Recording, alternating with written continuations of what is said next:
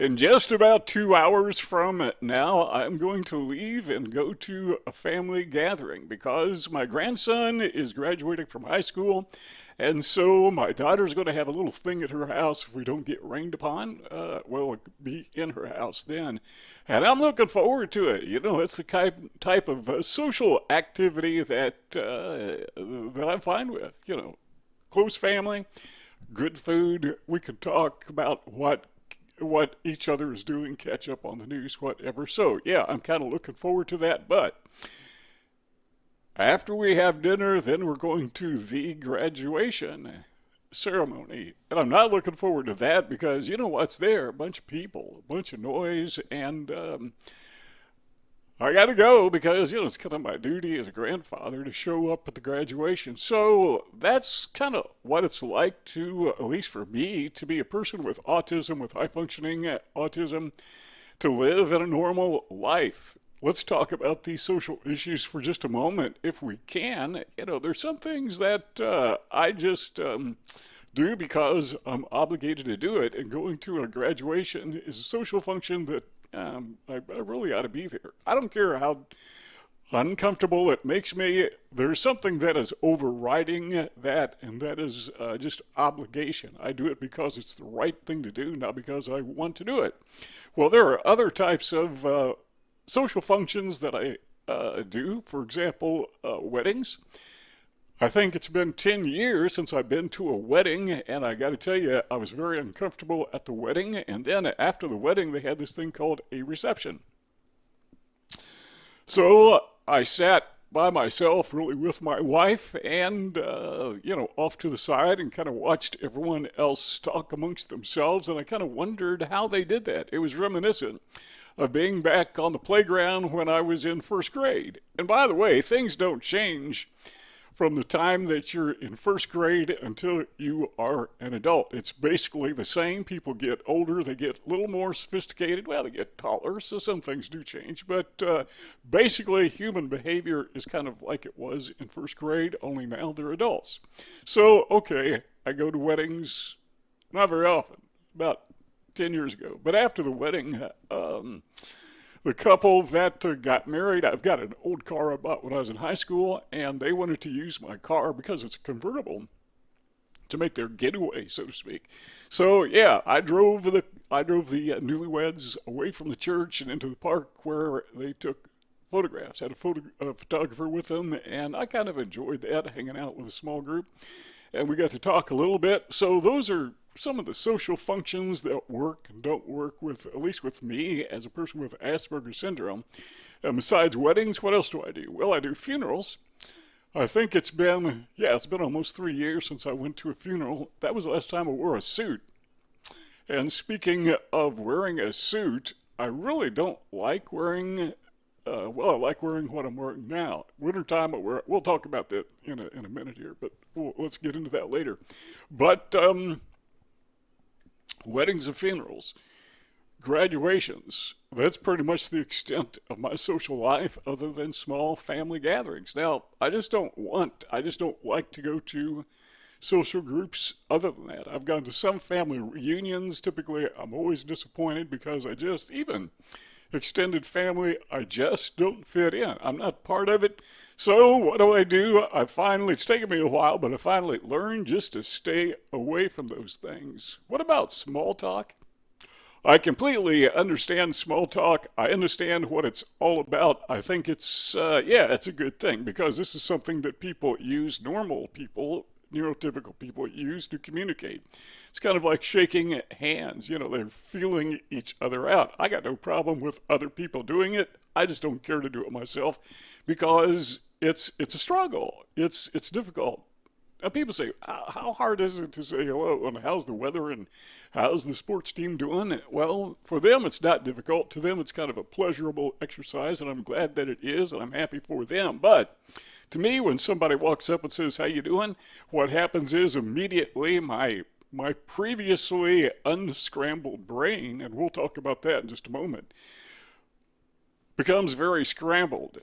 it turns into like, I don't know, what is a good analogy? Like a volcano or a hurricane or a tornado, and I don't know what to say. And when I do say something, it comes out scrambled because my brain is scrambled, so my speech is scrambled. So I'm not staying away from small talk because I don't like people.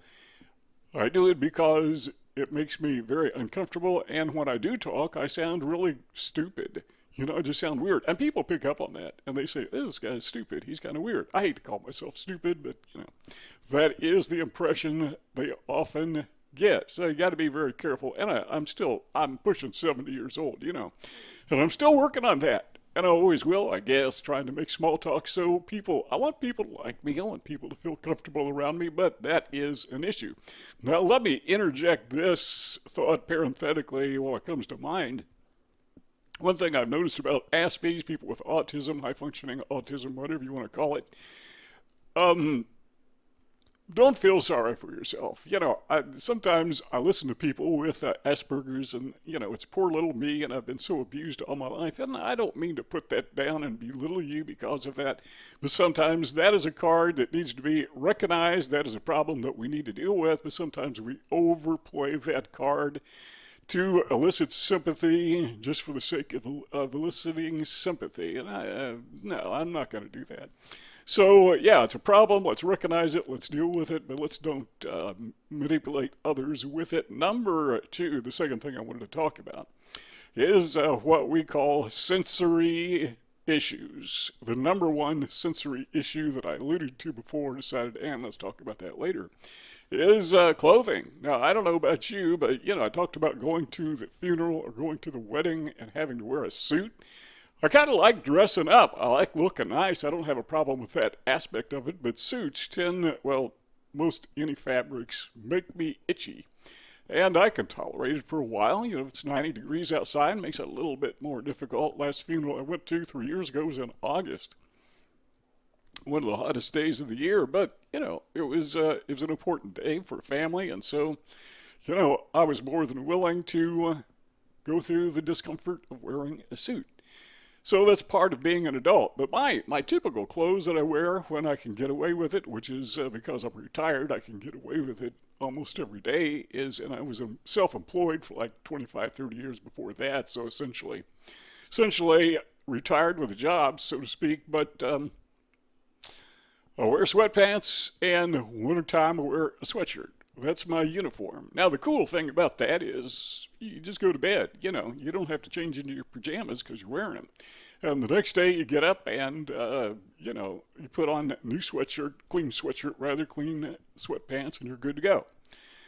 How hard is that? I mean, life is so simple, and it doesn't itch. Now, summertime, I typically wear the shirt that I'm wearing now, and people who watch my videos say, Ken, you're always wearing the same shirt. I mean, every video.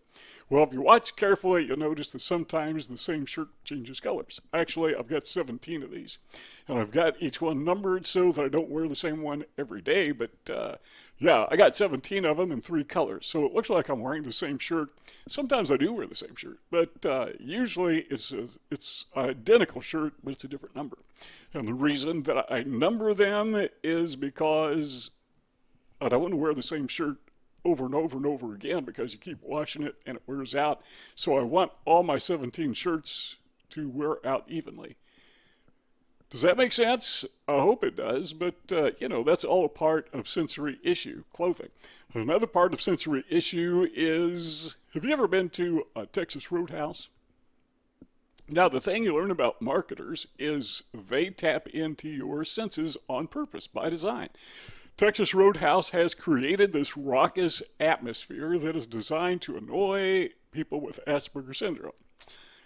No, not necessarily, but that's the way it seems. But still, I go in there, I don't like the noise. I'd like to put on headphones if I could. Maybe I will in the future. But the racket drives me absolutely crazy. But I love the food, and they have really good service, and the prices, and I'll put up with it. But yeah, we go there probably once every, 2 or 3 times a year, and I enjoy it. But the sensory perception is one of the things that I really don't like about Texas Roadhouse is it's noisy and raucous on purpose because they're trying to create this Roadhouse atmosphere. Well, sometimes you go to like Walmart, and it's not as bad, I think, as it used to be, but still, they have bright lights because they want you to see, and they've got displays that are a little bit annoying, and to me, that's not a serious problem.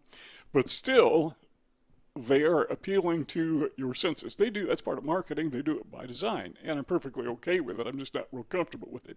Being in Walmart, it's more of the people. I don't like to be around people more so than the stimulus, the stimuli that's around you. And it's not like there's a lot of flashing lights and ringing bells and all that. I guess if you run out of the store without paying for something, you'll hear a ringing bell. I've never actually done that. I'm not going to try it, but my understanding is that will get your attention. But Walmart, it's not too bad. And I'm noticing that the grocery store that I go to, which I go to at 6 o'clock in the morning when it first opens, when the crowd is virtually non-existent. There may be 2 or 3 customers and everyone else there is an employee. I like going early in the morning, but I've noticed something about grocery stores. I don't know if it's true in your area or not, but they try to make the shopping experience very comfortable. So it's kind of down-homey, to me, that's a good thing. That's a positive thing. So the flashing lights are not there. The loud noises are not there. There used to be, you'd walk by a display and the thing was somehow it had a motion sensor. And when you walk by, it started talking to you. Those things drive you crazy. Something flash and ring, get your attention. I don't see those anymore. But now they have the store laid out where it's very comfortable, it looks kind of down home, and you feel good about it. So, yeah, I'm perfectly okay with that. But when you go to any kind of business where they're using loud noises and flashing lights and all those other grab your attention things, like a website that has all those flashing ads on it, that's a business I'm going to avoid because of sensory issues. Okay, now let's get to the core heart of the matter, and that is executive function. Now, if you Google executive function, what you'll find is there's a lot of different definitions, a lot of different ways that people explain it. And some of the sites I saw, they say there are 8 components of executive function. Many say there are 7 components of executive function, and if you read them, the seven parts of executive function, they're different. One site will say the 7 are these, and the other site will say the 7 are these, but basically they capture the same thing. Executive function is something that you've got to deal with as an adult Aspie. Now, I had a problem with this when I was in school. We're talking about living as an adult, but you can't divorce or separate being an adult from your childhood experiences because childhood experiences affect and influence your adult experiences. So when I was a kid going to school, I was just overwhelmed by the sensory distractions, just the people, the noise, the new experience. To me, that was extremely just making it impossible to concentrate and really focus on what was going on. Well, number one in executive function, and I came up with 7 of these that I think are applicable, but number one is just paying attention.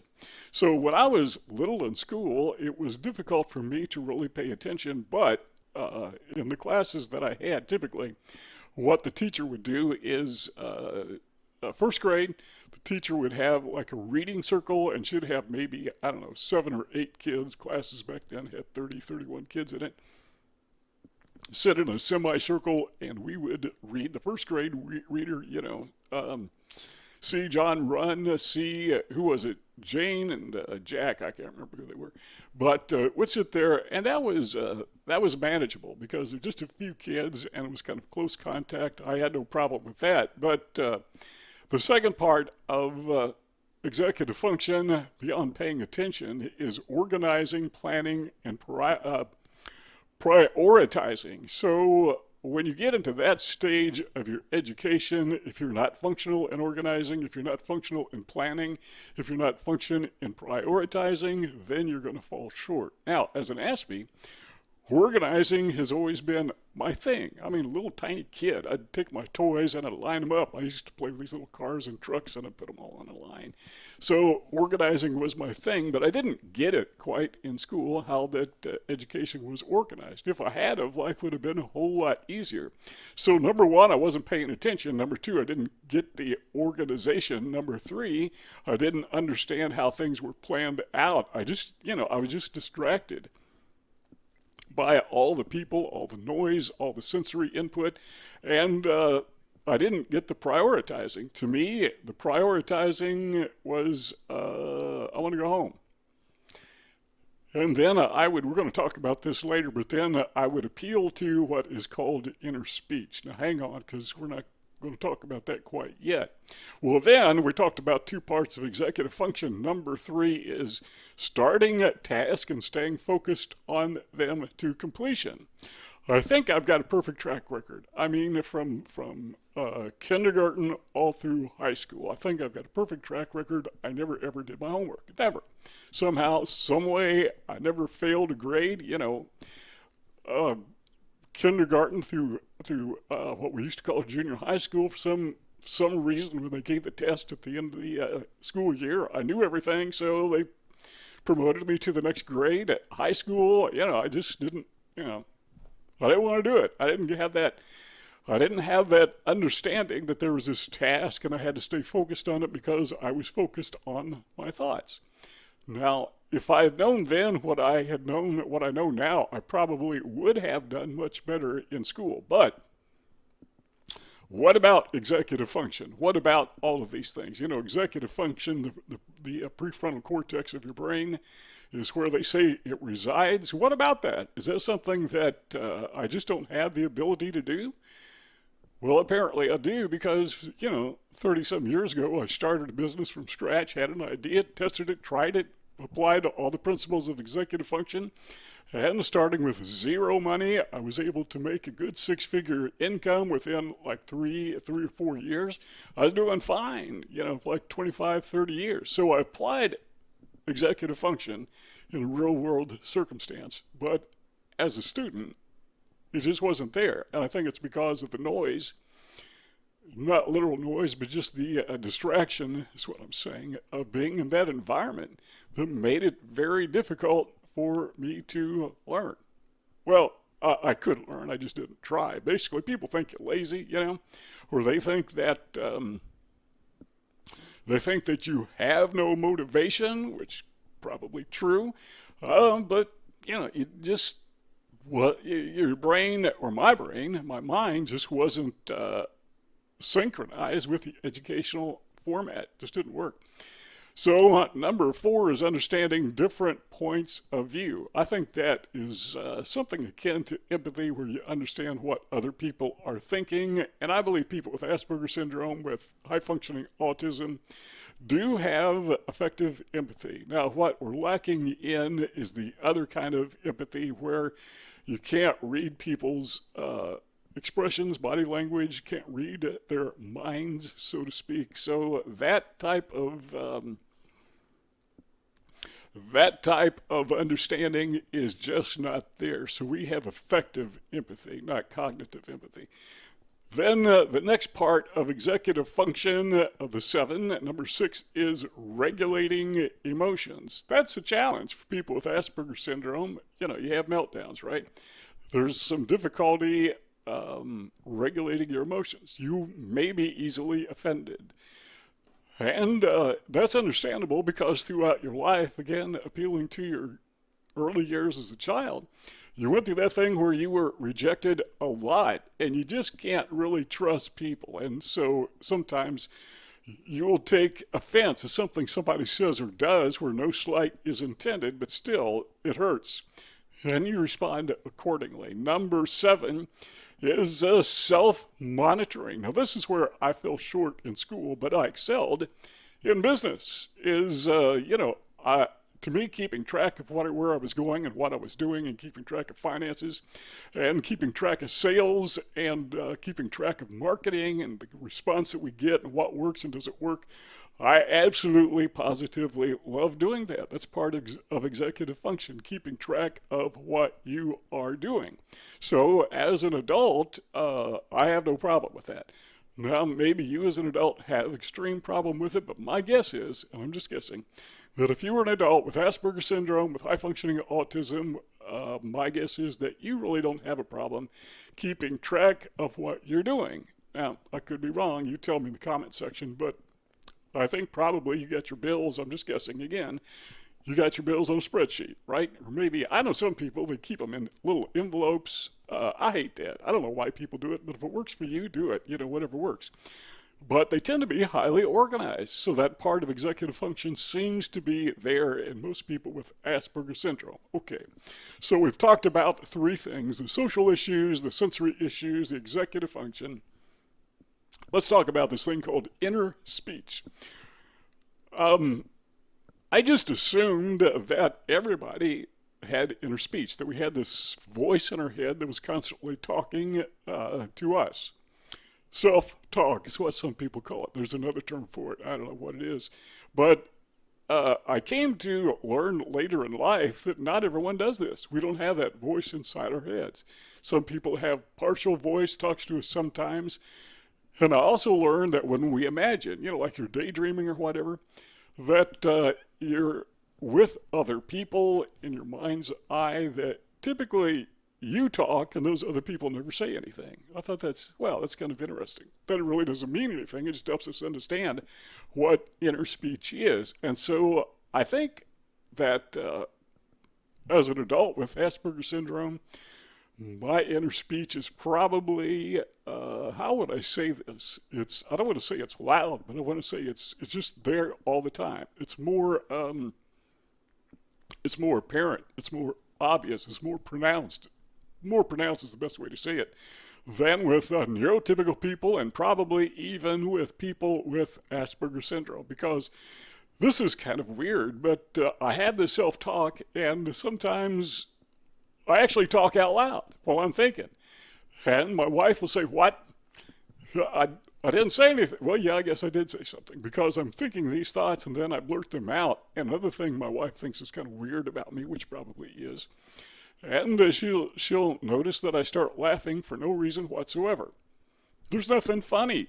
Yeah, there is. I just told myself a joke, or I saw something funny in something. I have this self-talk going on inside of me, and, self told me something funny, and so I laughed about it. Or I may have a smile on my face, and people don't. People think you're kind of weird. And that's one of the difficulties you have when you have a job. If you have the self-talk going on inside your head, I don't know if all Aspies have this or not, but you're supposed to be focusing on your job, and you are, but you're also focusing on your self-talk. And people notice that I think that's where the space alien thing comes from, and they think maybe you're on drugs or whatever, is you got this conversation going on inside your head where you're talking to yourself. And it's like you're spaced out, at least from their perspective, because I guess they don't do it. I don't know how people think if you don't self-talk. But from what I've read, apparently a lot of people don't have that voice inside their head. See those two rectangles on the screen? If you want to keep on talking, just click one of those two rectangles and we'll keep hanging out. But if not, thanks for stopping by, and we'll see y'all next time.